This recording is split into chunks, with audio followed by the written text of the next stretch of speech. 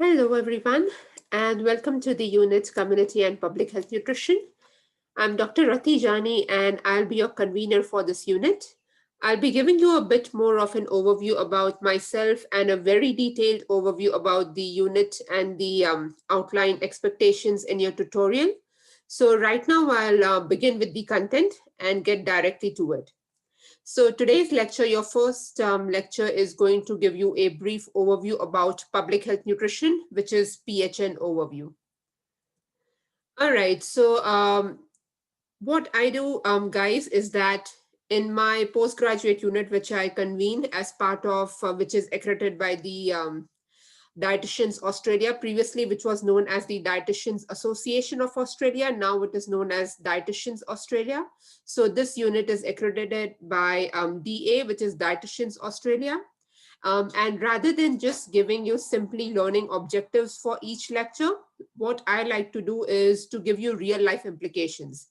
Because now these 2 years are your preparatory ground for you to learn the skills which are required for you to practice when you enter the real life. All right. So my main intention is to tell you what is it that you will learn from this lecture, from this unit, which you can then apply in your real life setting, in your job setting. All right. So in these 13 weeks that I have with you, my aim is to groom you as a community dietitian, as a community nutritionist. So when you're out there, you are confident in your skill base, community skill base, and you can start working and practicing. All right. So that's my intention. So what are the real life implications for this lecture that you're going to be learning? So the content which you're going to be learning in this lecture, what will it help you with? It will help you with your job interviews. I have been through a lot of job interviews in my career. And whenever I have applied for community roles, public health nutrition, dietitian roles, the experience which I have gathered is what I have summed up in this introductory lecture of yours. For instance, one of my interview question was, do you know the difference between global health and international health? And yes, you need to know these things. So that's why this lecture is a summation of the most important concepts in the arena of public health nutrition. For instance, you'll be covering hot topics such as the Sustainable Developmental Goals and Millennium Developmental Goals. And this basically, your SDGs and MDGs, these are, say, 2 series lectures, like if you are taking, say, public health as your majors. But of course, this is not a public health major, so you're going to be having a brief overview, a synopsis of it. But understanding and knowing these kind of terminologies, concepts will help you in your interview preparation. From my experience, you will also be having an understanding of what are the various dimensions and roles where you can work as a public health dietitian or a nutritionist. And lastly, you will be experiencing a lot of new public health lingo, not just in this lecture, but throughout the 13 weeks, which is very important for you to understand and to start using it um, in your own dialogue when you are, say, having an interview for a community dietitian role. Why? Because this is the expectation in this field, that you know these terminologies, you know the meaning of it, you not only can implement it, but also you can speak about these in your day-to-day conversation regarding your work. All right, not just randomly when you are like walking on the street with a friend, but yes, when it's in your workplace, you should be knowing what these terms are, what they mean, and what are the implications. Why is this important? For instance, this was some time back, not immediately, because I've been teaching this unit now for 3 years.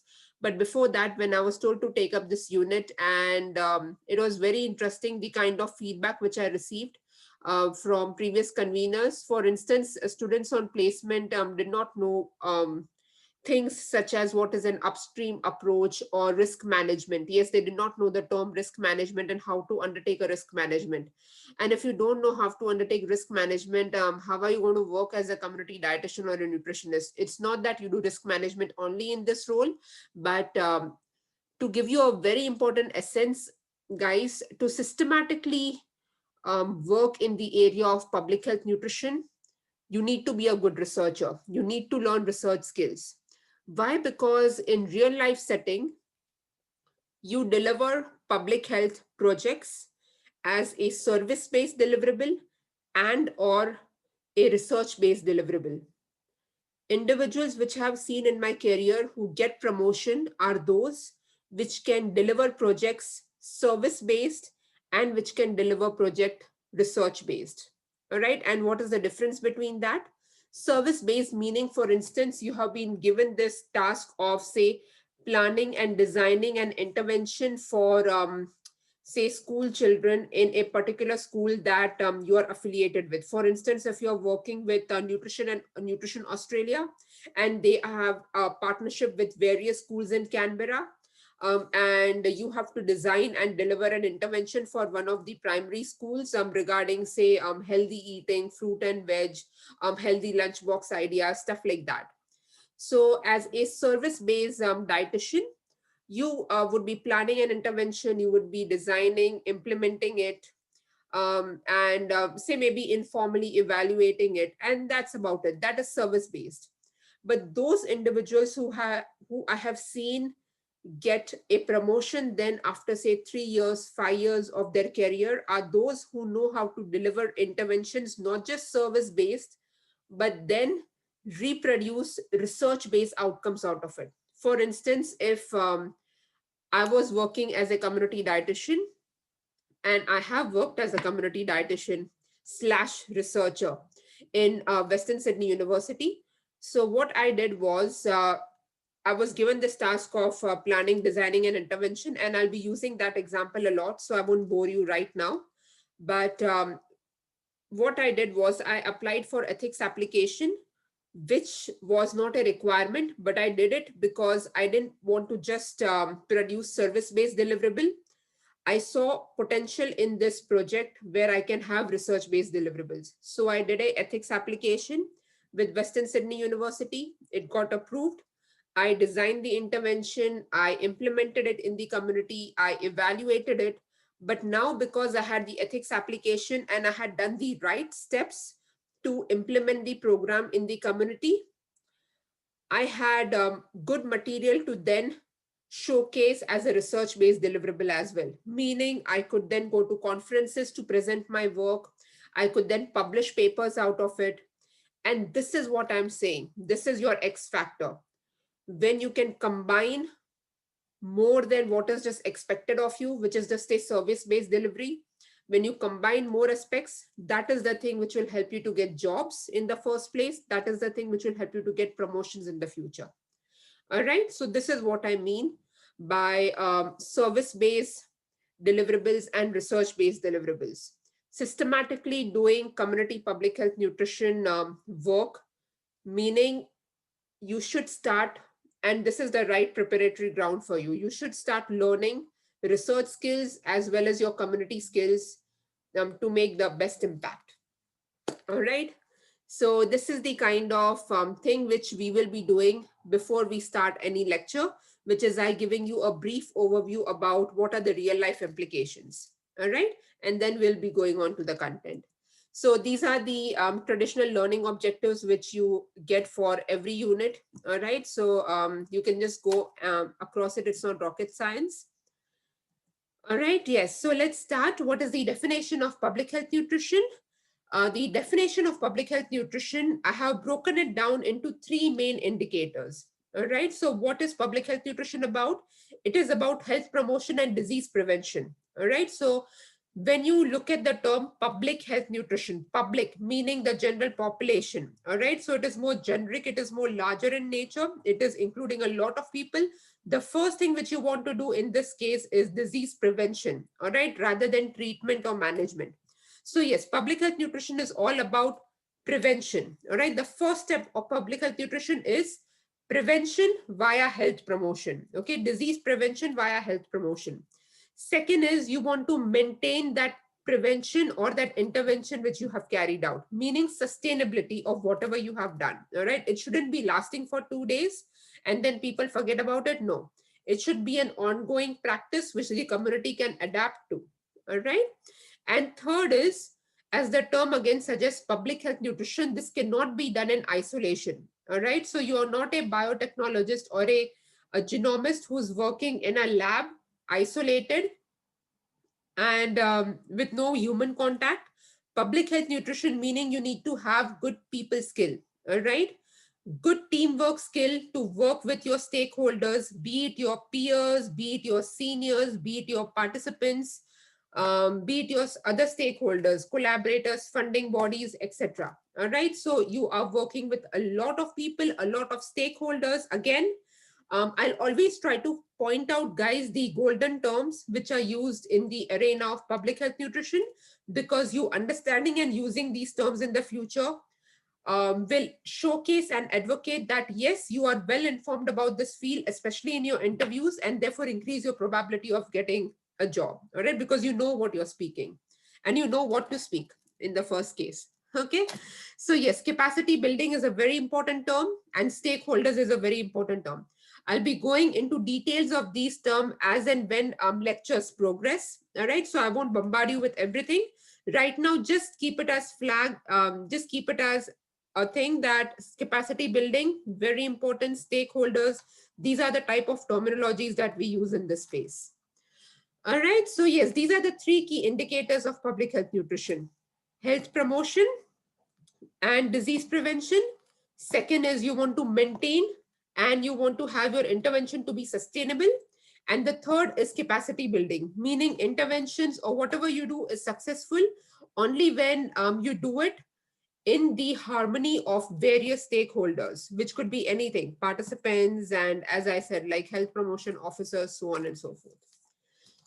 All right. So then what are the different types of, say, arenas in the area of public health nutrition? So you have global health. Global health is health issues which are affecting your own country and outside.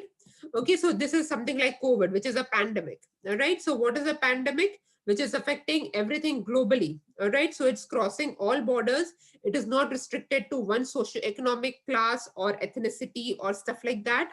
Anywhere, everywhere. All right. So that is your COVID, which is a global health issue. Then you have international health. International health is you have health issues which are outside your own country. So for instance, we are in Australia. All right.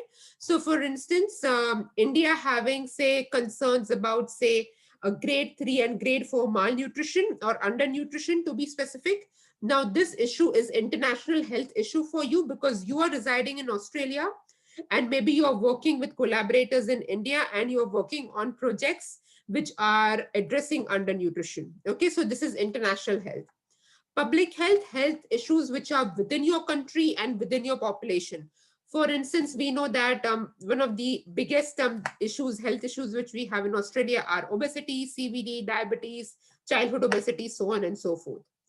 All right, then you have community health, which are health issues within your country again and within specific communities. For instance, a very good example of this is something which my nutrition and disease students have done previously as part of their presentation. When you are trying to address goiter in the Himalaya region of India, now this is very community specific issue. All right. For instance, when I was a master's student in India, I used to work on issues of communicable diseases, all right, such as, say, in the slum areas, you had things such as pneumonia and because of waterborne diseases, for instance. Okay, so these are very, very unique issues which are within a specific community, but within the borders of your own country. All right, so that is your community health.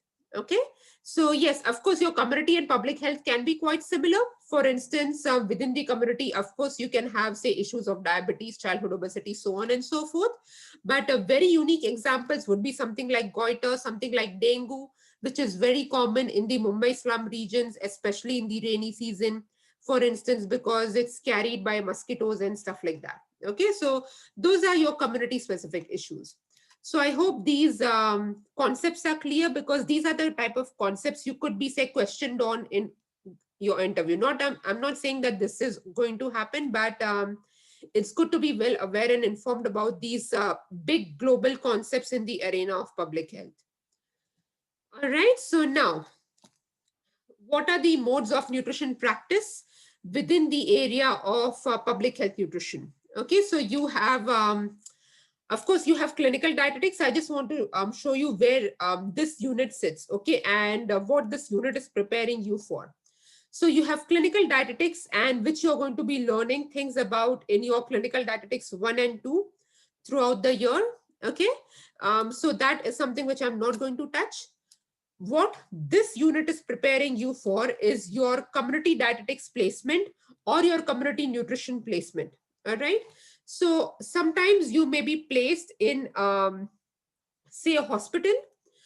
Say, for example, when I was doing my Masters of Nutrition and Dietetics from Griffith University, I was placed at Harvey Bay Hospital, and I was placed as a community dietitian. Now, what is the difference between community dietitian and a community nutritionist? So, as a community dietitian, what I was doing was I was teaching a group of individuals who already had heart disease about low salt diet, and what are the various strategies and various type of menu options which they can implement in their own diet, okay. But it was in terms of, say, a group nutrition, a group class setting, to say around 20 to 25 odd people. All right. So now this is community dietetic skills, because this is still part of medical nutritional therapy, where you are teaching about specialized catered diet to a specific audience with disease condition, okay. So it is not about prevention about something. The disease has already happened. They are individuals with heart disease, and they want to learn about low sodium diet, especially because majority of them have been advised salt reduction and restriction by their physicians. All right. So as you can see, this is how community dietetics is unique from community nutrition. So now community nutrition, or as working as a community nutritionist, you're working more in the preventative space. For instance, you're teaching, you are, say, going to Aranda Primary School, and you're teaching children the importance of fruit and veg consumption and stuff like that. So that is more about preventing individuals from getting disease immediately or in the near future. All right. So that is more about community nutrition. The kind of centers which are more affiliated with community nutrition placements are your KIPAX, Nutrition Australia, all right, these kind of places. Whereas hospital-based settings, which are, say, for example, as you all are well aware of, even in the hospital arena, you have a lot of community dietitians who are working over there. This is what I'm saying. When they are working in, say, a hospital community dietitians, they are more likely to be working as a dietitian rather than a nutritionist. Not that they do not have nutrition related, generic nutrition related projects, they do have, but most of the time they are catering to more dietetic sort of roles, but in a community setting. Okay. So that is the difference between community dietitian and a nutritionist. And as you know, um, a nutritionist cannot become a dietitian, but a dietitian already is a nutritionist. Okay.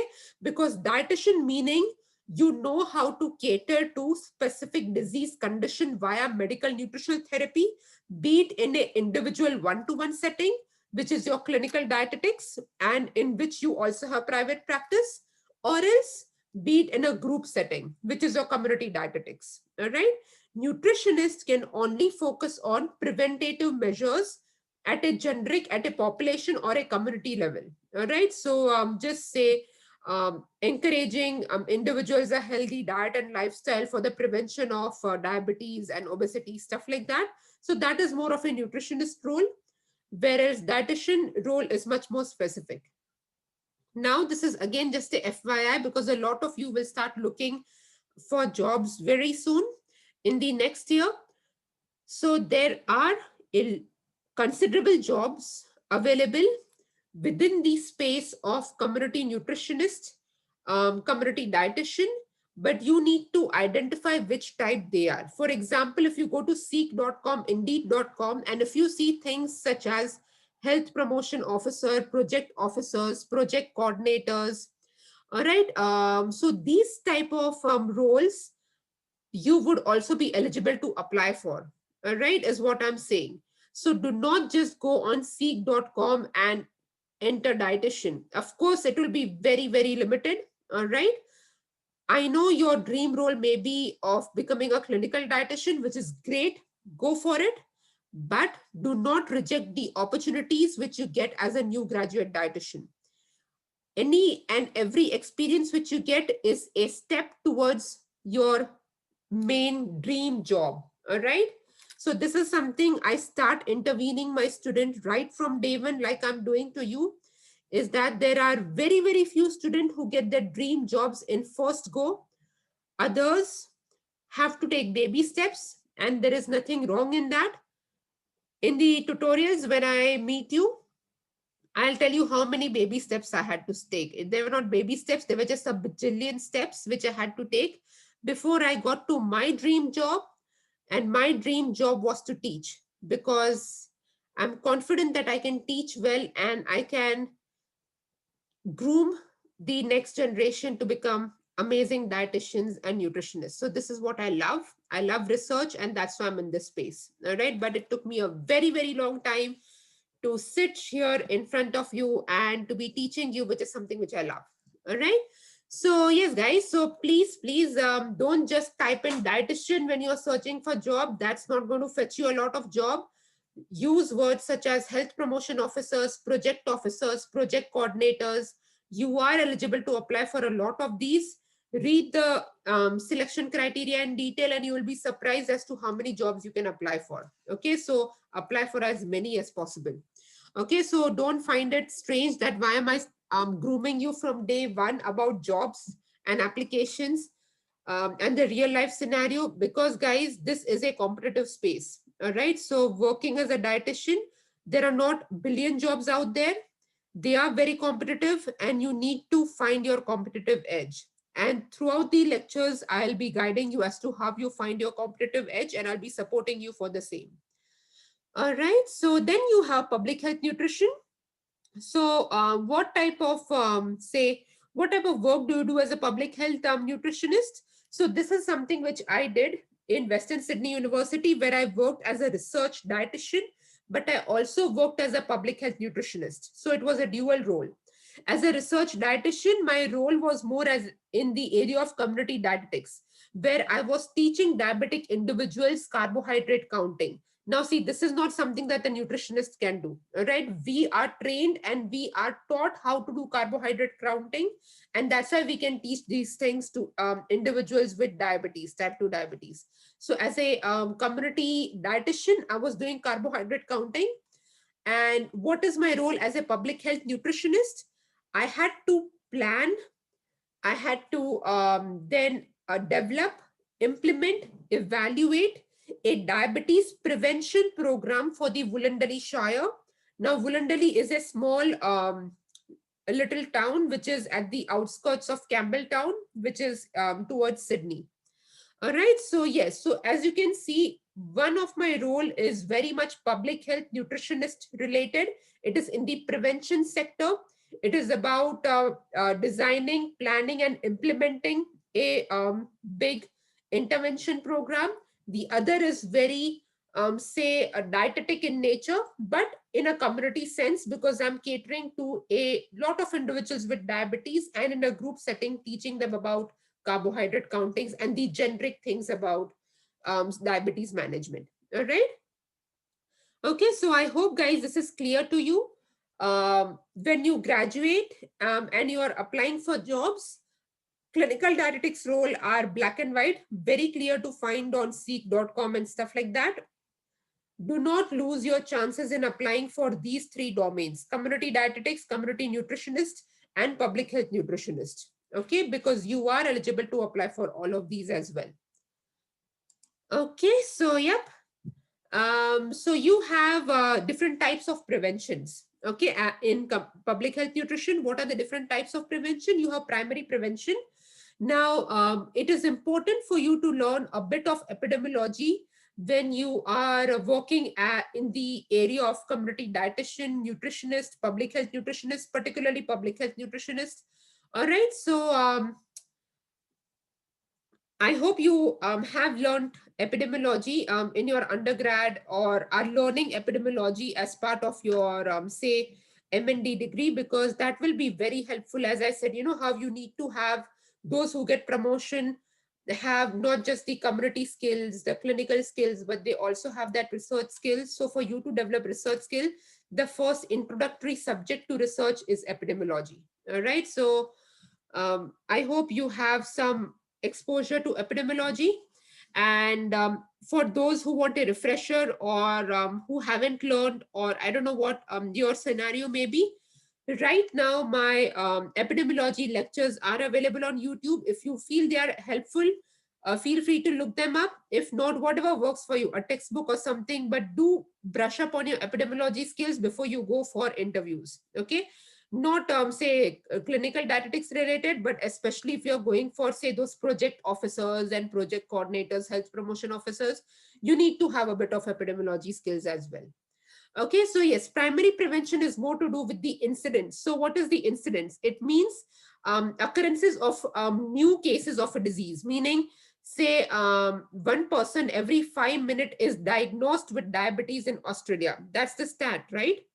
So when you're diagnosed with a disease, like a new case, this is called as your incident rate. All right. Meaning something which is newly diagnosed. All right. What is prevalence rate? Which is your secondary prevention. All right. So secondary has to always remember this. Primary prevention has to do with incident, and secondary prevention has to do with prevalence. What is prevalence? Prevalence is people already have this disease. Okay, so these are individuals who already have diabetes. All right, and maybe you want to see how many people have diabetes since for 5 years versus 10 years versus 15 years. Okay, so that is your secondary one. Okay, so primary is it is more about, say, you want to prevent people from getting the incident, prevent people from getting type 2 diabetes. So their intervention is more towards individuals who are at risk, or you're promoting healthy lifestyle messages, diet messages, because this is primary prevention. Secondary prevention is more about management. Okay, so primary prevention is disease prevention, secondary is about disease management. All right. So what is management? Is something which I did in Western Sydney University. I'll always, throughout all of my lectures, I'll try to link everything with examples, because guys, rather than definitions, that is how I learn well, is I remember examples better, real life examples. Okay. And trust me, I have like a lot of real life examples to share with you. Okay. So, what is with the secondary prevention? With secondary prevention, for instance, in Western Sydney University, I was working with individuals who already have type 2 diabetes, and I was teaching them carbohydrate counting. Why? Because I did not want their disease to become worst, from bad to worst. Okay, meaning they shouldn't be developing diabetes related complications. And students who took nutrition and disease with me, what are the diabetes related complications? And you better be popping answers out. If this was a face to face lecture, I would be picking on you. All right. So, yes, your diabetes related complications are your macro and microvascular complications, like your neuropathy, nephropathy, retinopathy, stuff like that. So, you do not want people to get further complications, and that's why you're trying to manage their disease. All right. So, secondary prevention is to do with management. Primary prevention is to do with actually disease prevention. Okay, stop people from getting the disease in the first place. Now, what is tertiary? Is what I already mentioned. It is disease progression, meaning you do not want people to get further complications of their existing disease, meaning you do not want retinopathy, neuropathy. And I see I already have the answer over there. And those students who were with me know that this is something which I do a lot. I have the answer on the slide, and then I still ask you a question. And then obviously you answer because the answer is on the slide. Oh, well, as long as it helps you to learn. Okay, so yeah. So now you have three approaches to community and public health nutrition. Again, this is your lingo. All right.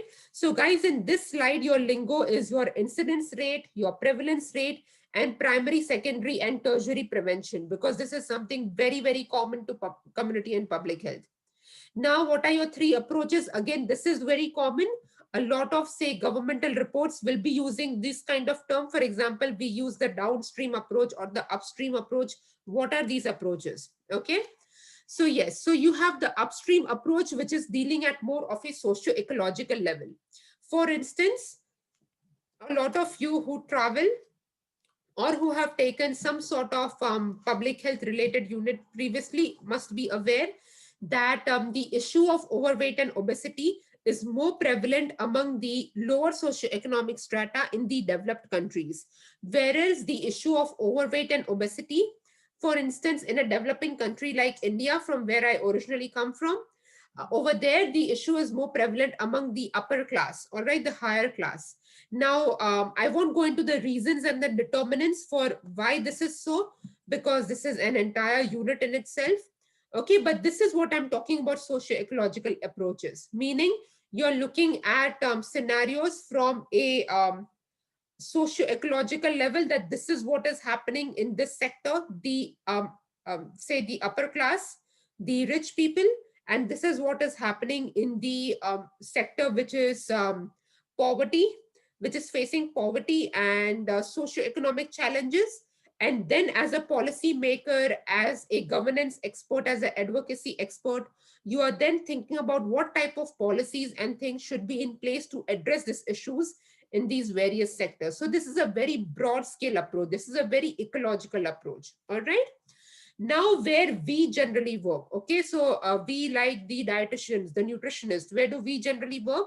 We work in the midstream approach. All right. So what is the midstream approach? They are health issues which are affecting communities or say populations because of inappropriate lifestyle choices. So, for instance, you have overweight and obesity because individuals in a community, for instance, what I found in Wollondali is there were no public transport. So, everybody had cars. Okay. So, very poor public transport and excessive use of cars. And there were parks which had like few facilities of, like, for example, you have those exercise parks, but people were not using it because it is extremely, extremely cold in Wollondali, and people are like, it is too cold to go outside and exercise. All right. So, yes, so due to lifestyle choices, people are facing certain disease condition. Okay. It may be because of sedentary lifestyle choices, or maybe, for example, dietary choices such as availability of, say, discretionary food item. Again, discretionary is an important word for you to learn. And remember, discretionary food items meaning your junk food. All right. So, guys, why am I going right from the basic? Is because this is one of the very first subjects which you're learning as part of your Masters of Nutrition and Dietetic degree. The more you go, for example, in your second semester, you will realize that not a lot of this sort of support is offered. Why? Because you have to start growing as an independent dietitian, as an independent dietitian researcher, whatever field you choose. Okay. So yes, right now I'll try to cater and spoon feed you as much as possible because you are transitioning into M&D degree. But yes, a lot of students, when they meet me in the second semester, they're like, oh, the lecturers are not like, mean spoon feeding like how you did. Yes, because that was my first unit which you had with me. Okay. But yes, so I'll be wherever possible, wherever I remember, I'll try to flag things for you. Simple things such as discretionary food. So yes, it is important you start using this term rather than junk food when you're speaking to health professionals. Of course, when you're speaking to layman, you cannot be, for example, your patient population, you cannot be using discretionary food. They'll be like, what is this? Okay, so don't do that. Okay, but yes, when you're speaking to a professional audience, you need to know the term discretionary food, for instance. Okay. So now comes your downstream approach. What is your downstream approach? For example, these are biological upset as to why the population or the community may be suffering certain kind of diseases. All right. So, for instance, the example which I like to give is the one which is very commonly prevalent in the Himalayan region is goiter. Why do they have goiter? It is because they have, it's not fluoride, it should be iodine. Okay.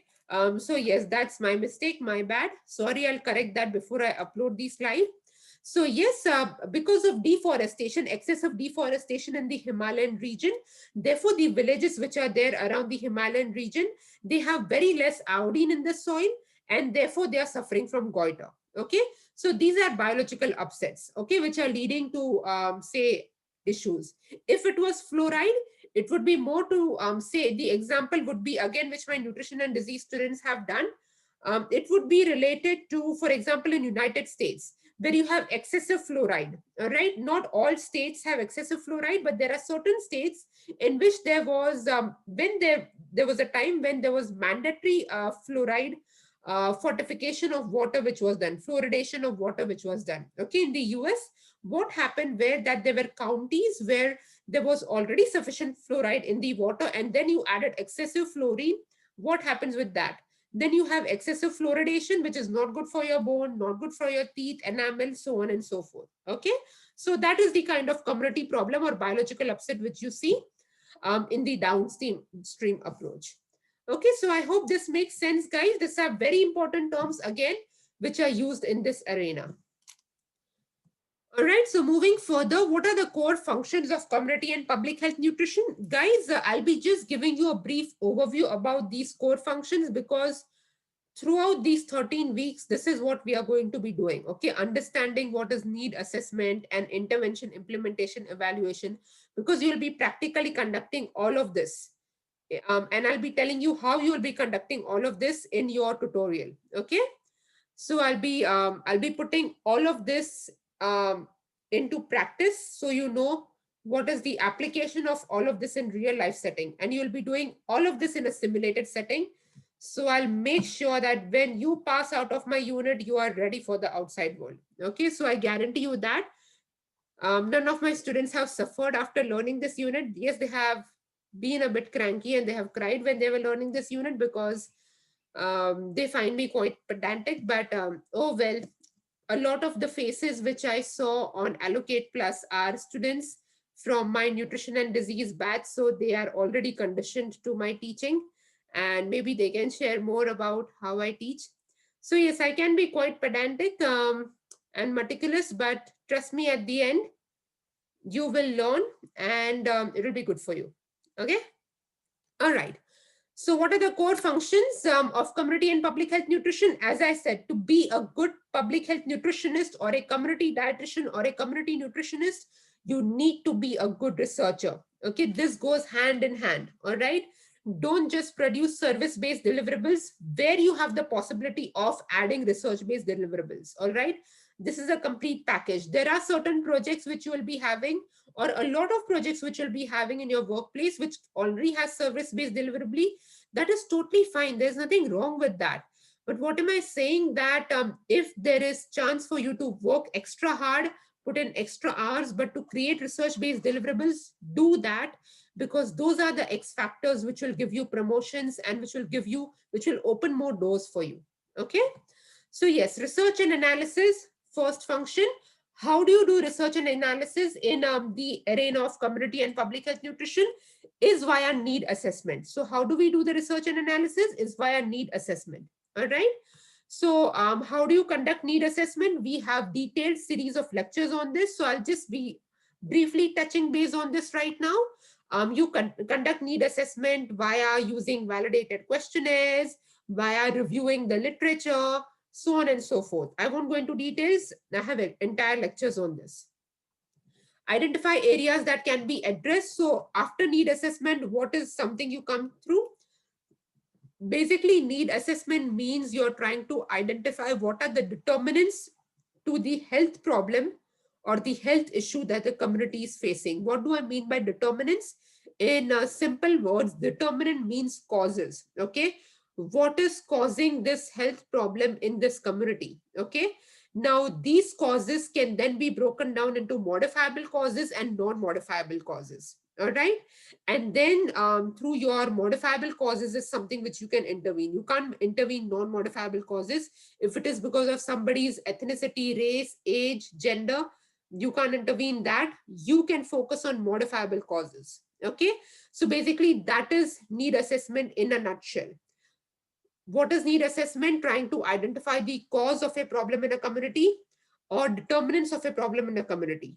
All right, how do you do need assessment? In very, very simple layman term, you use evidence-based approaches such as questionnaires and thoroughly searching the literature, so on and so forth. Okay, rest assured we'll be doing this thing in detail in your remaining lectures, and you'll be doing part of need assessment in your assignments as well. All right, so you will be having an exposure to this. Okay, capacity building. This is the other function of community and public health nutrition. You do capacity building with stakeholders. Capacity building stakeholders go hand in hand. Okay, these are best friends. You know how when I used to teach you nutrition and disease, and then I used to give you various examples such as calcium and phosphorus are best friends, and sodium and potassium are best friends. Similarly, your capacity building and stakeholders are best friends. Okay, so remember that. Again, we have detailed series of lectures focusing on the concept of capacity building. But again, in brief, capacity building, as I said, you do it with stakeholders. Okay, meaning you want to build the capacity of your stakeholders. All right. So, for instance, it could be, I'll give you an example of my current research, which I'm doing. So currently I'm doing research on, say, picky eating and bitter taste sensitivity.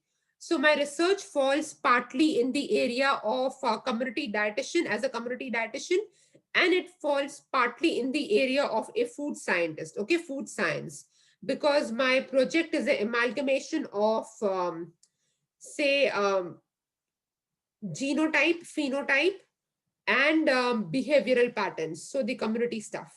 Okay, so what I'm looking at is what are the causes of picky eating behavior in children. So you will be having various environmental causes, right? Like parents not role modeling fruits and vegetable well, and therefore the children not eating. Parents not exposing their children to fruits and veggies, and therefore they're not eating. So these are the environmental causes. The other thing which I'm looking at is phenotype at the moment, meaning, for instance, there are children who are super tasters. Who are super tasters? Super tasters are individuals who have, um, genetically, they have sensitivity to bitter taste. Okay, there are various other type of super tasters to salt, sugary stuff. I'm looking at bitter taste. Okay, so now these individuals, when they eat broccoli, they find the taste much more bitter than somebody else who is not a super taster. If a non-taster eats broccoli, it's kind of bitter for them, but they can tolerate it. When a super taster eats broccoli, it is like, say, 10 times more bitter. All right, and that therefore they may not like the sour and bitter fruits and veggies. Okay, and this could be a reason as to why you may have a low intake of fruit and veggies. So you see how it is a reason. Now, for instance, in this, how is my example fitting over here? Now, this is my current area of research which I'm doing at the moment. So now in this, I'm looking for supports and collaborators. So for instance, my research is a multi-centric study, meaning I'm doing this research in Australia, I'm doing this research in Malaysia, and I'm doing this research in India. All right. So these are my stakeholders. These are my collaborators, meaning my research associates in Malaysia and my research associates in India. Now I need to build their capacity for them to do the research. See, for example, I cannot travel to Malaysia and India all of the time and do the research for them. If I had to do the research everywhere, it doesn't make sense, right? Okay, so I need to build their capacity so they can carry this research out in their respective countries independently. All right, so I'm training them to do this research. All right, so how am I training them to do this research? I'm building their capacity. I have a lot of online meetings with them to teach them about how to do this research, how to design the questionnaire, how to do the bitter taste sensitivity test. So it's a physical test which you do with bitter tasting strips and stuff like that. Okay, so basically I teach them all of these things, and that is how I build their capacity. I give them the tools, I give them the resources. All right. So now building community capacity and social capacity, the second point over here, health resources translated in common Indian languages. So, for instance, I have this questionnaire to be asking parents and children about various things about picky eating and foods and stuff like that. Now, this questionnaire is suitable for the Australian setting because I'm doing the research in Australia. This questionnaire is not suitable for the Malaysian setting because the foods which are eaten in Malaysia and in India, they are very, very different. All right. So, for instance, if you ask somebody in India, do you like Brussels sprouts? They'll be like, what is Brussels sprouts? Because in India, like, we don't get Brussels sprouts. Okay, so that's not common over there. For example, in India, you have so many other type of veggies which you may have not heard of in Australia. For example, you have a type of bitter gourd which is only available in India. Like I have never seen it in the Australian market. All right. So this is what I'm saying. So like now these resources which I'm giving them, I'm also giving them the capacity to be translated it in their own languages and to be culturally appropriate and to be adapted to the cultural setting. So I have that expertise for India. For instance, when I have a PhD student in India who's carrying out this research in India, all right, and I have a senior collaborator over there as well. So now this PhD student is translating the questionnaire in the Indian language and using Indian foods. And I can check it because I have the cultural expertise to see whether these foods make sense for the Indian setting in India. All right. Similarly, I have senior collaborators in Malaysia who are looking at the foods and making a decision whether these are appropriate for the Malaysian setting. All right. So similarly, we are trying to identify PhD students. We are trying to identify such students who are happy to work, for instance, on this multi-centric project. And indirectly, we are building their capacity. We are producing trained PhD students out of this. All right. So who are happy to work in the Malaysia, because the Indian setting is done. Now we are looking at whether we are identifying, we are in the process of looking out for PhD students who would be happy to work in the Australian setting and in the Malaysian setting. All right. So this is what it means by building community capacity, building capacity of various stakeholders, and then building organizational capacity. What do we mean by organizational capacity?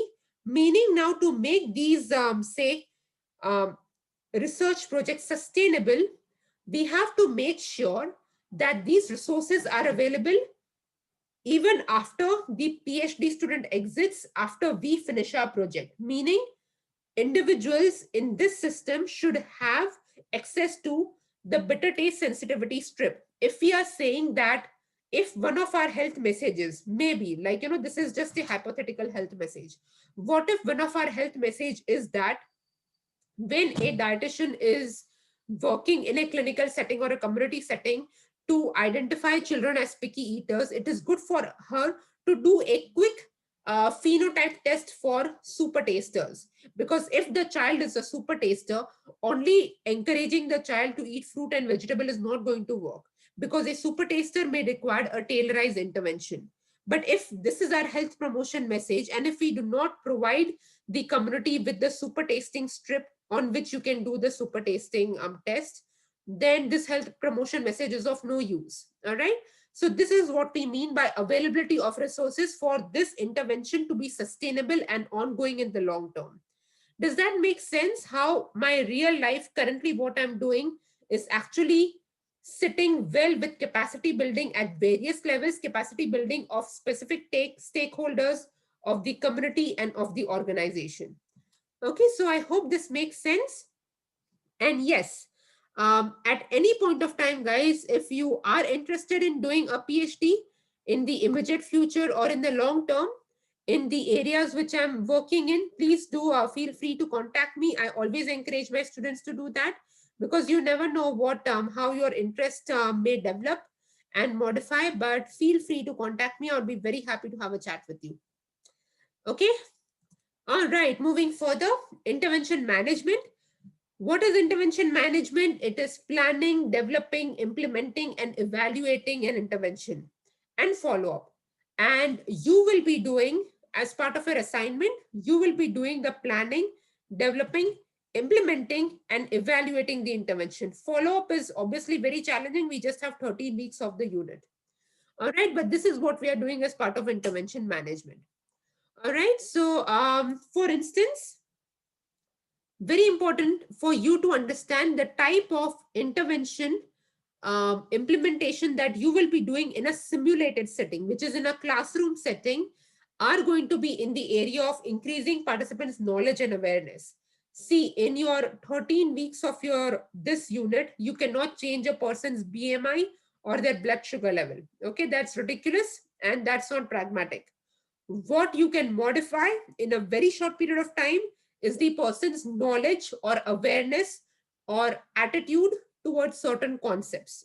Does that make sense? All right. So that's why the type of interventions which you will be working on as part of your assignment for this unit they are going to be um, knowledge and awareness focused. Okay. Then of course you have various other type of, there are million types of intervention. These are just a few examples which I have taken. All right, then you have what is the purpose of doing all of this? Planning and intervention, designing, implementing, evaluating it, because there are a lot of interventions which then can be developed into policies.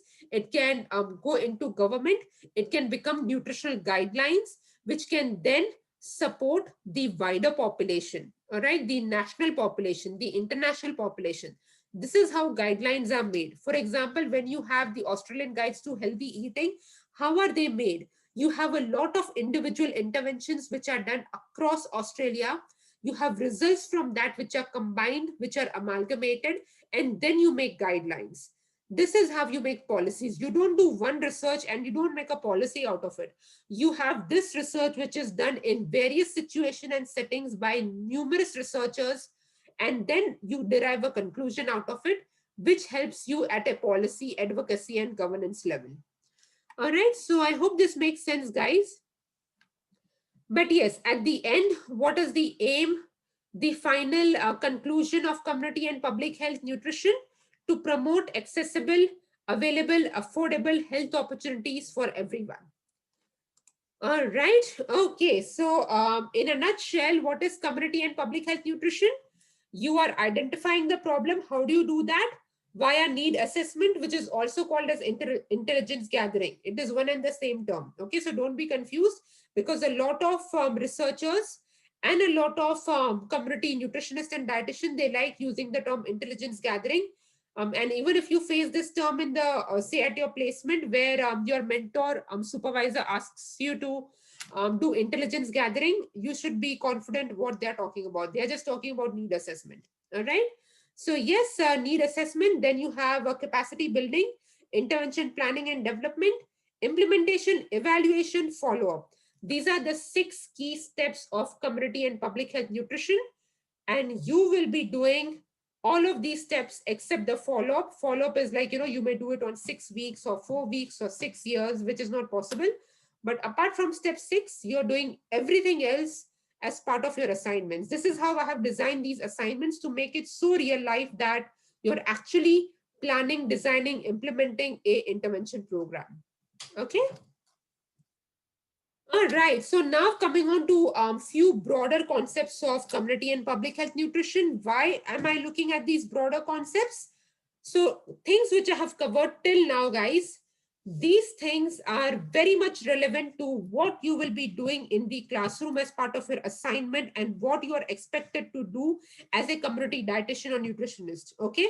So everything which I have covered till now, that is more in terms of, if you had a job right now as a community dietitian, these are the things which you would be expected, the skill set which you would be expected to have, which is the program planning cycle. This thing all is the program planning cycle. Okay, these 6 steps roughly are the program planning cycle. We'll be looking at the program planning cycle in much more detail in your coming lectures.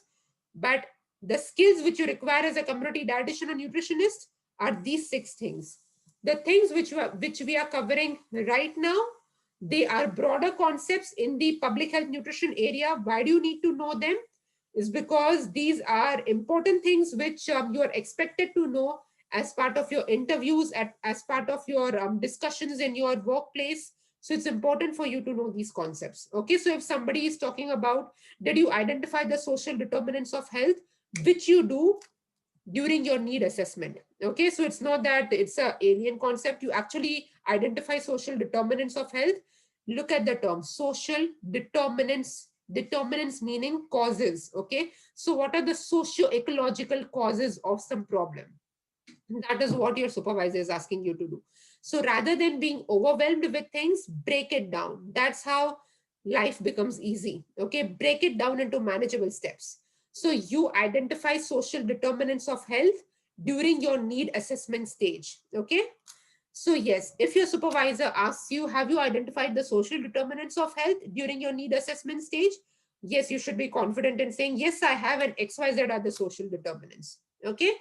So yes, what are social determinants? I roughly break down social determinants into personal factors, Socioeconomical factors and macro environmental factors. Personal factors are things such as your age, gender, ethnicity, physical, mental health, things which you really cannot modify. Okay, but yes, these are important to your identity, and these are formed by the society, meaning your country of birth. Okay, it's, yes, it's a very sociological factor where you are born, country of birth, and ethnicity, you belong to a particular social group. All right, but these are the things which you cannot change. But yes, these are personal factors under the canopy of social determinants of health. Then you have the socio-ecological factors. They are more in terms of your income, education, employment, occupation, so on and so forth. Then you have the macro environmental factors, which are the governmental policies, programs, healthcare system.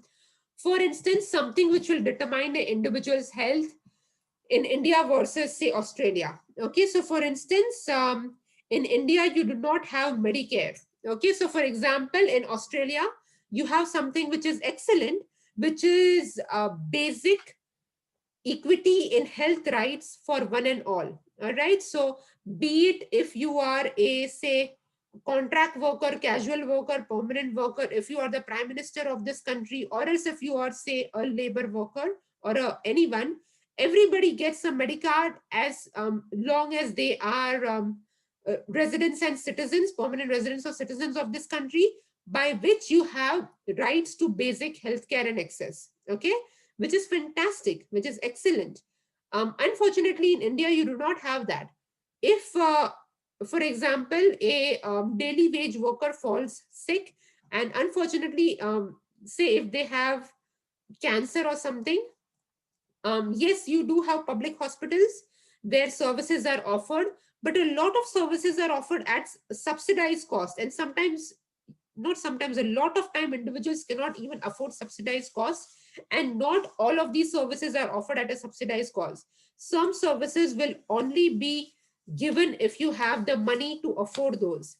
So you see how these are inequities and how this can impact a person's health. All right, so these are your macro environmental factors, the healthcare system, the regulation, the policies, which are difficult to change. All right, and of course, you have public health nutritionists who are advocating, who are working at a governmental level to make certain changes, but these changes take time. All right, so basically, this is how you break down your social determinants of health into personal, socio-economical, and macro environmental factors.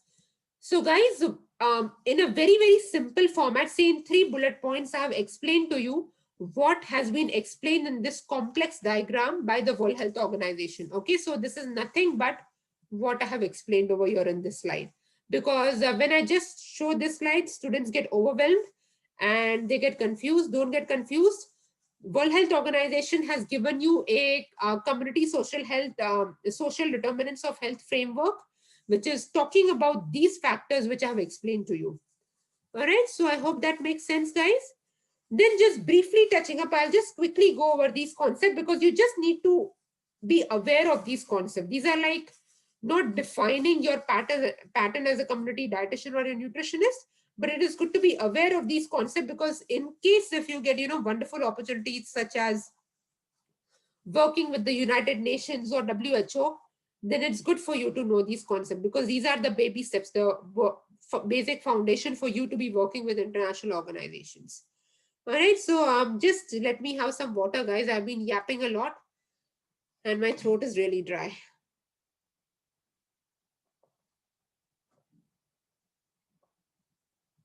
Okay. All right. So, guys, previously we had the Millennium Developmental Goals. All right. So, your Millennium Developmental Goals, they finished in say 2016. Okay. So, Sustainable Developmental Goals are what has replaced Millennium Developmental Goals in 2016. So basically, Millennium Developmental Goals, this is a concept by United Nations, all right, and they were 8 Millennium Developmental Goals, and they revolved around things which were universally needed for the entire planet Earth. Okay, for example, eradication of hunger and poverty, and say basic education, universal education for all, equity for women's right, all right, and reducing child mortality, maternal mortality, so on and so forth. Okay, so what the policymakers realized is that Millennium Developmental Goals were not 100% successful. Okay, so they were successful on a face value, but when you go into depths, they are not really successful. For instance, there were, say, 3 in 5 children who were, say, stunted in 1990, and in 2014, you had 1 in, say, 4 children who were stunted. All right, so which is like, oh, yeah, great, there is an improvement. All right.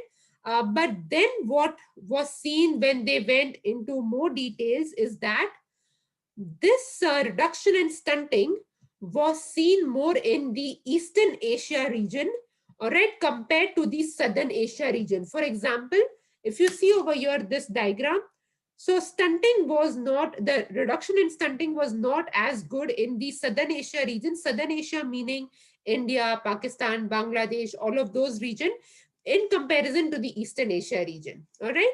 So what they realize is that there is no equity. Okay, so there is unequal progress in the reduction of stunting, meaning these are not really successful. So then came sustainable developmental goals. These goals are from 2015 till 2030. All right, so there are 17 goals now. Previously, there were only 8. Now there are these 17 goals. All right, the total number of targets. So each goal has sub goals. So one has like say 1.1, 1.2, 1.3. So like that in total, you have 169 targets to achieve. And they haven't been divided into developed and developing country. It is basically goals which are applicable to all countries. Okay. And then you're just monitoring the progress of these goals in each of these countries. Okay, so you have 193 countries which are participating to achieve the sustainable developmental goals. All right, so nutrition is very much embedded into the sustainable developmental goal. I'll just take one example on this, how it is. So you have goal number 3, sustainable developmental goal number 3, which is good health and well-being. All right, so basically one of the say sub item in this is focusing on a reduction in undernutrition for all under 5 deaths. Okay, so yes, this is very much related to nutrition, which is you want to reduce undernutrition among children who are under 5. All right, to reduce you have infant mortality, under 5 mortality, okay, by 45%, which is a great goal. And yes, this is related. So how nutrition is related to this goal? So guys, I'll just show you. Guys, yes, I have this habit. For those who haven't studied with me, this would be helpful for you to know. Guys, I give a lot of references where applicable. Okay, not everywhere, but where applicable, beneath the PowerPoint slide. So that's why I don't give you PDF of my slides. I just give you my raw PowerPoint slide because I have a lot of these sort of references beneath such slides. So these images which I have taken, they are referenced from these slides, which are documents for the sustainable developmental goals. So yes, guys, please do look this up if you want further information about this. As I said, I'm just giving you a brief overview. This is a 2-series lecture in public health nutrition, and we do not have enough time and capacity to go in detail, but you have the references for the same. Okay. So similarly, guys, this is, I know this is a very bad slide, but I do have references beneath it. This is just to tell you an overview that there are multiple sustainable developmental goals, goal number 2, 6, 3, 1, 16, which are directly related or indirectly related to nutrition. So nutrition is playing a very, very big component in, say, the success of these goals. All right. Which is in terms of not just undernutrition, it is also in terms of overnutrition, it is also in terms of food security. So yes, in multiple ways, you have nutrition which is related to sustainable developmental goals. All right, so please do look the references up if you want further information about your sustainable developmental goals. Now you have another concept, guys, which is very much linked to your sustainable developmental goals, which is your global nutrition target. So your global nutrition target was designed by the World Health Assembly, and there are 6 global nutrition targets, and they were designed to meet the nutrition side of the sustainable developmental goals. So if you meet your global nutrition target, you automatically are feeding into meeting your sustainable developmental goals. This is how they were designed. All right, so they were designed for say addressing non-communicable diseases as well. And yes, we want these targets to be achieved by 2025 as well. Okay, so guys, these are your global nutrition targets. So your global nutrition targets, for instance, are say reduction in stunting, anemia, low birth weight, say preventing overweight, exclusive breastfeeding, and reduction in wasting. All right, and this green or yellow color figure over here is to show you that if you are meeting these targets, okay, for example, 40% reduction in stunting, if you're meeting this target, you're automatically also meeting the sustainable developmental goal number 2.2, which is reducing the prevalence of stunting among children under 5. Okay, so this is what I want to show you, that yes, you have the big global sustainable developmental goal, but you also have global nutrition targets which are designed directly to meet the nutrition related goals within the sustainable developmental goals. All right, then you have the non-communicable disease related global action plan, which is within the canopy of your global nutrition target, but these are specifically for non-communicable diseases. So these are, for example, reducing, say, intake of salt, say, hypertension, and addressing diabetes, overweight, and obesity. Okay, and they feed into the sustainable developmental goal as well, which is the target number 3.4, which is reducing mortality secondary to cardiovascular diseases, diabetes, and obesity, things like that. Okay. All right. So what is the progress of global nutrition target till date? All of this, I'll just show you briefly. So all of these red color ones, meaning you haven't met the target as of yet. All right, which is stunting is not met, wasting it's not met, reduction of stunting and wasting. Say fighting overweight, meaning stopping, means a childhood overweight and obesity, not met. Reducing anemia among women of reproductive age, not met.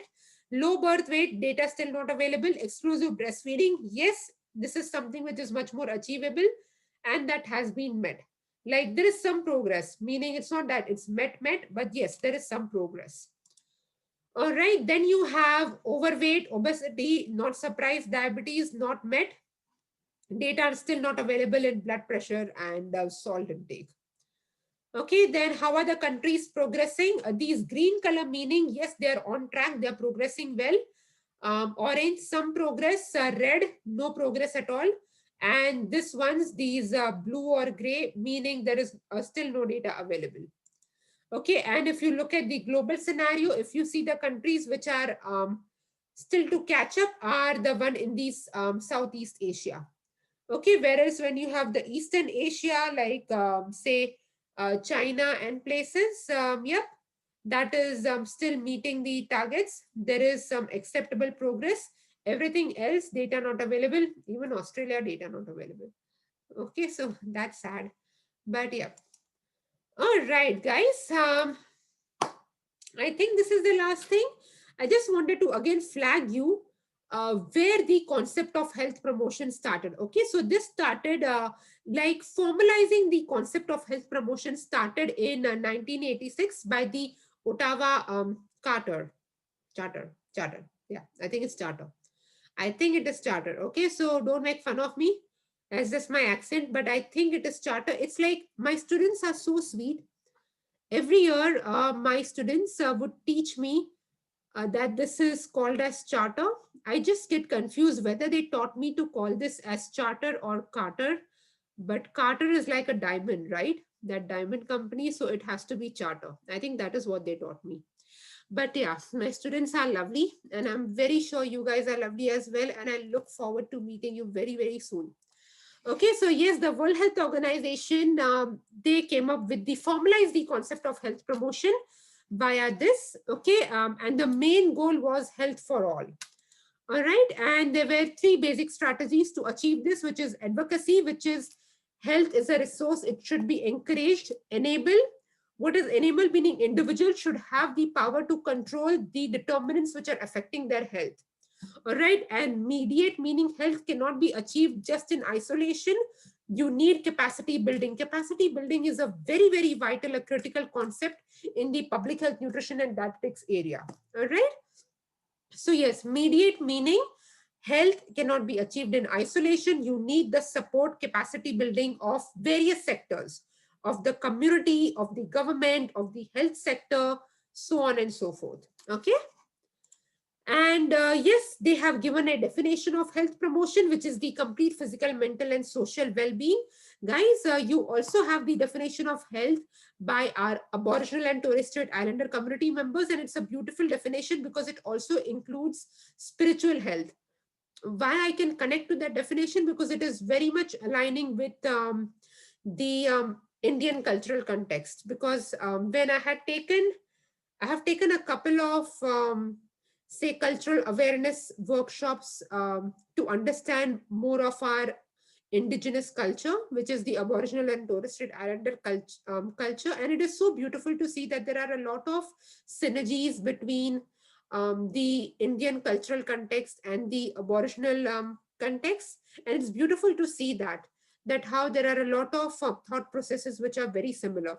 So yes, we also emphasize on spiritual well-being uh, alongside your mental, emotional, social, physical. All right. And yes, this is very important in health promotion. It is not just the responsibility of the health sector, but it goes beyond healthy lifestyle to well-being. All right. So yes, health promotion, very, very important, is about capacity building. As I said, it involves multiple sectors.